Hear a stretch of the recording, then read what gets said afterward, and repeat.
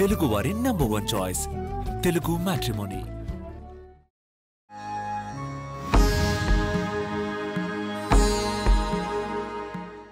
నమస్కారం గురుగారు. హరిత గారు నమస్కారం అండి. గురుగారు, ఆగస్టు నెలలో శ్రావణ మాసం, భాద్రపద మాసం రెండు కలిసి ఉన్నాయి. 4 గ్రహాల మార్పు ఈ మకర రాశి వాళ్ళకి ఏ విధంగా ఉండబోతుంది గురుగారు? ఇందులో మకర రాశి కనుక మనం చూసుకున్నాం అనుకోండి, ఈ శ్రావణ మాసంలో కొంచెం వీళ్ళకి టఫ్ అయిన సిచ్యువేషన్స్ ఉండే అవకాశం ఎక్కువగా ఉందండి. నిన్న మొన్న కొంచెం దూకుడుగా వెళ్ళారు కాబట్టి కొంచెం స్లో అవ్వాల్సిన టైం. మళ్ళీ అగైన్ వీళ్ళు కొంచెం ఆధ్యాత్మికంగా ఉండి వాళ్ళని సెట్ చేసుకునే టైం అని మనం చెప్పుకోవాలి. So it is the time for them to reinvent themself.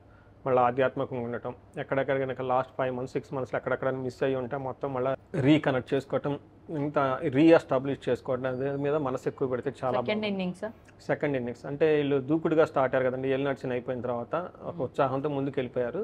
కొంచెం బ్రేక్ తీసుకునే టైం వచ్చేసింది వీళ్ళకి. అందులో మన సీజన్లో చాలా బిజీగా ఉండి ఉంటారు కదా. ఈ ఆధ్యాత్మికంగా కనుక ఎక్కువగా కనుక గడిపితే చాలా బాగుంటుంది వీళ్ళకి. మనం కనుక చూసుకున్నాం అనుకోండి, మకర రాశిలో ఇందులో ఉత్తరాషాఢ 2, 3, 4 పాదాలు, శ్రవణం 1, 2, 3, 4 పాదాలు, ధనిష్ట 1, 2 పాదాలు అంతా మనకి మకర రాశిలో ఉంటారు.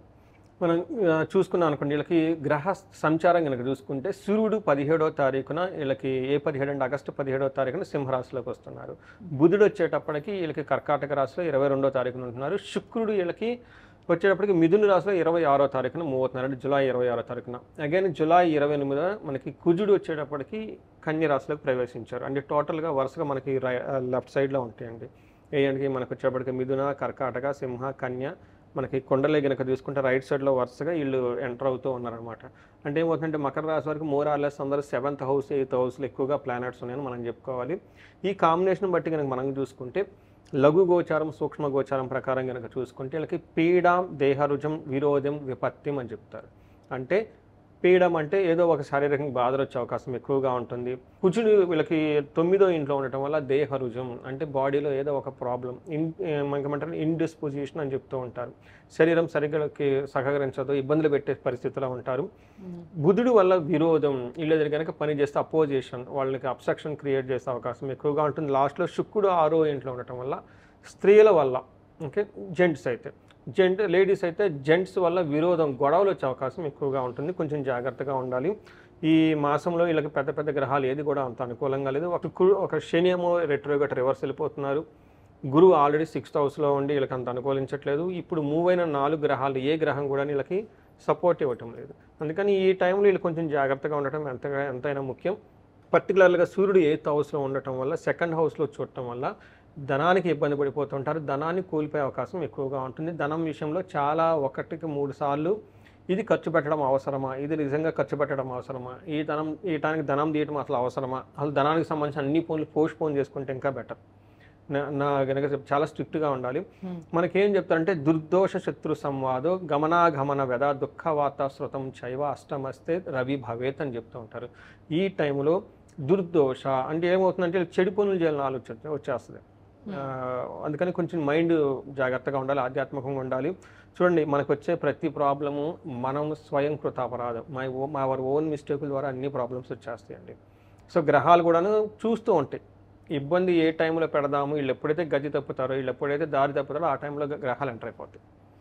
సో మనకి శాస్త్రాలు పురాణాలు కూడా అవే చెప్తుంటారు కదండి.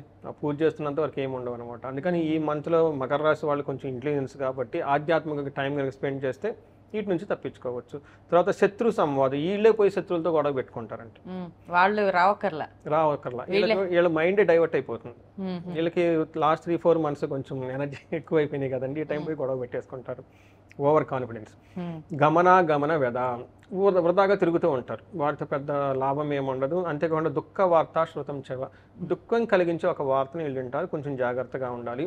తర్వాత భయం, ధనానికి భయం పడుతూ ఉంటారు. అయితే కుజుడు, ఇప్పుడు దాకా మనం సూర్యుడు గురించి మాట్లాడుకున్నామండి. కుజుడు కూడా వీళ్ళకి అంత అనుకూలంగా లేరు. కుజుడు వీళ్ళకి 9వ ఇంట్లో ఉండి 12వ స్థానాన్ని చూస్తూ 4వ స్థానాన్ని చూస్తూ ఉంటారండి. ఇది అంత మంచిది కాదు అని మనకు చెప్తూ ఉంటారు అనమాట. పర్టికులర్గా మన 9వ స్థానానికి ఏమని అంటే అశనాచ్చ ధనశూన్యం శోషణం దేహపీడనం స్థాననాశన విరోధం చ నవమస్తే భృగు ధారాశుతి అని మనకు చెప్తూ ఉంటారు. ఈ టైంలో ఆశనాచ్చ అంటే అన్న వస్త్రాదులకి కొంచెం ఇబ్బందులు పడే అవకాశం ఎక్కువగా ఉంటుంది. శోషణం దేహ పీడనం అంటే ఫిజిక్ అంతా బాగా టైర్డ్ అయిపోయినట్టు ఉండేసి ఎక్కువగా అలసటకు గురయ్యే అవకాశం ఎక్కువగా ఉంటుంది. స్థాన నాశనం విరోధచ్చ, ఏదైనా కనుక పని చేస్తుంటే కొంచెం ప్రొఫెషన్లో కానివ్వండి మిగతా విషయాల్లో తన స్థితిని కోల్పోయే అవకాశం ఎక్కువగా ఉంటుంది. కొంచెం వర్క్లో ప్రెషర్ వచ్చే అవకాశం ఎక్కువగా ఉంటుంది. అలానే ఓవర్ ఎక్స్పెండిచర్, టూ మచ్ ఖర్చు పెట్టే అవకాశం ఎక్కువ ఉంటుంది. Fear from enemies and stomach pain, ఇది కూడా ఉంటుంది. అంటే మనకి ఇప్పటిదాకా సూర్యుడు సరిగా లేరు, కుజుడు కూడా సరిగా లేరు, 2 గ్రహాలు అనుకూలంగా లేవు. 3వ గ్రహం శుక్రుడు, ఇది అగైన్ 6వ ఇంట్లో అండి 12వ ఇంట్లో చూడటం వల్ల ఇది 6th హౌస్లో శుక్రుడు మంచి పొజిషన్ కాదండి. కొంచెం జాగ్రత్తగా ఉండాల్సిందని మనం చెప్పుకోవాలి. ఇది కనుక మనం చూసుకుంటే శుక్రుడు విరోధ శత్రుపేడం జ్ఞాతీనాంచ విరోధద ఆయాసో ధారాపుత్రే ద్వేష్ట భృగునందని అని మనకు చెప్తూ ఉంటారు. అంటే విరోధ, గొడవలు వచ్చేస్తాయంట. శత్రుపీడం, శత్రువుల ద్వారా పీడం వస్తుందంట. బంధువుల ద్వారా గొడవలు వచ్చేస్తాయంట. తర్వాత ఆయాసం, అంటే ఏమవుతుందంటే వృధా ప్రయాణాలు, ఆయాసం కలిగే సంఘటనలు ఎక్కువగా ఉంటాయి. ధారాపుత్ర జ్యేష్ఠ, వీళ్ళకి భార్య భర్తలతోటి కుటుంబానికి సంబంధించిన వాళ్ళతో గొడవలు పడే అవకాశం ఎక్కువగా ఉంటుంది. అయితే వీళ్ళకి ఎవరికైనా కనుక ఆస్పీషియస్ ఎక్స్పెండిచర్స్ పెట్టుకునే అవకాశం ఎక్కువగా ఉంటుంది. మనం ఇందాక చెప్పుకున్నాం కదండి, వీళ్ళు కనుక వ్రతాలు, హోమాలు, దానాలు, సేవ ఇలాంటి వాటి కనుక చేసుకుంటూ ఉంటే న్యాచురల్గా అటు సైడ్ నుంచి మనకు మైండ్ డైవర్ట్ అయిపోయి ఇటు ఉంటాం కాబట్టి వచ్చే అబ్స్టాకిల్స్ అన్నీ వీళ్ళకి పోతూ ఉంటాయి. లవ్, రొమాన్స్, ప్లేజర్స్ వీటికి సంబంధించిన విషయాల్లో అగైన్ ఫేవరబుల్గా ఉందన్నమాట. గురుగారు, మన నక్షత్రాలను బట్టి చూసినట్టయితే వీళ్ళకి ఉత్తరాషాఢ, శ్రవణ ఈ నక్షత్రాలకి ఎలా ఉంది గురుగారు? సో మనకి ఉత్తరాషాఢ, శ్రవణం, ధనిష్ట 3 నక్షత్రాలండి. ఉత్తరాషాఢ నక్షత్రం కనుక చూసుకుంటే వీళ్ళకి రాజ్య లాభము ఒక్కటే ఫేవరబుల్గా ఉంది. అంటే ప్రొఫెషన్లో ఎక్కడో ఒకసారి వీళ్ళకి ప్రమోషన్ రావటము, ఒక ఉన్నతమైన అవకాశం రావటం, ఒక కొత్త అవకాశంతో ఒక న్యూ ప్లాన్స్ అయితే ఖచ్చితంగా చేస్తారు. ఒక ఎలివేషన్ అయితే మనకి వస్తుంది ప్రొఫెషన్లో. కానీ రోగము, అతి భయము, దరిద్రము చూపిస్తుంది. అందుకని మనీ ఆల్రెడీ కొంచెం జాగ్రత్తగా పెట్టుకొని మనం 1-2 సార్లు చెప్పుకున్నాం కాబట్టి అన్సర్టినిటీగా కొంచెం డబ్బులు ఎప్పుడూ పెట్టుకొని ఉండడం మంచిది. టైట్తో బడ్జెట్ చేసుకోకుండా. రోగం వచ్చే అవకాశం ఎక్కువగా, అతిగా భయము, దరిద్రము ఉంటుంది. తర్వాత శ్రవణం నక్షత్రం వాళ్ళకి కూడా, వీళ్ళకి కూడా ప్రొఫెషన్లో బాగుంటుంది, ఒక ప్రమోషన్ వచ్చే అవకాశం ఎక్కువగా ఉంటుంది.